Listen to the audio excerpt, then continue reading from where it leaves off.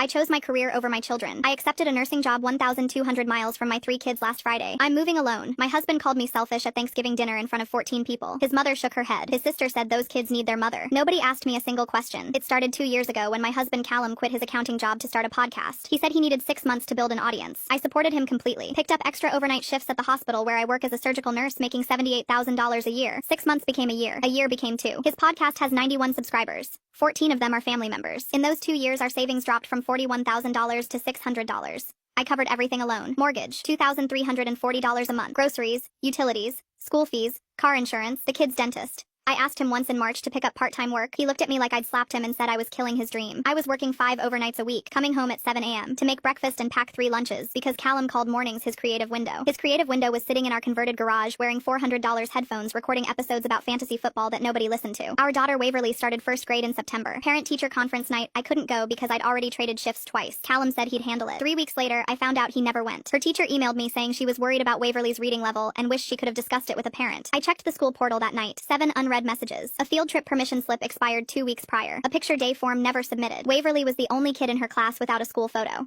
Our son Nico has a severe peanut allergy, diagnosed at 18 months. I printed the action plan, laminated it, taped it to the fridge, and put a copy in Callum's wallet. Last October, he handed Nico a granola bar. It had peanut butter in it. Nico's face swelled in under 4 minutes. I was at work. Callum called me panicking instead of calling 911. I screamed at him to use the EpiPen. He didn't know where it was. It had been in the red zip pouch on the kitchen counter for 3 years. Our neighbor Ruthie heard Nico screaming through the wall. She ran over, found the EpiPen in seconds, and called the ambulance herself. My son almost died because his father couldn't locate emergency medication for an allergy diagnosed when the boy was a toddler. After that, I started tracking. 2 weeks, 61 parenting tasks, school runs, baths, medicine, groceries, laundry, homework, doctor visits. Callum handled 2. He microwaved chicken nuggets on a Wednesday and drove Waverly to a birthday party on Saturday because the parents were friends he wanted to see. The night that broke me was a Tuesday in November. I came home after a 22-hour double shift. All 3 kids were still awake at 11 p.m. Our youngest, Bia, just turned 3, was sitting on the kitchen floor eating dry cereal she'd poured herself. Milk pooled everywhere. Nico was watching YouTube unsupervised on Callum's iPad. Waverly had fallen asleep on the couch, still in her school uniform. Callum was in the garage with the door shut, recording.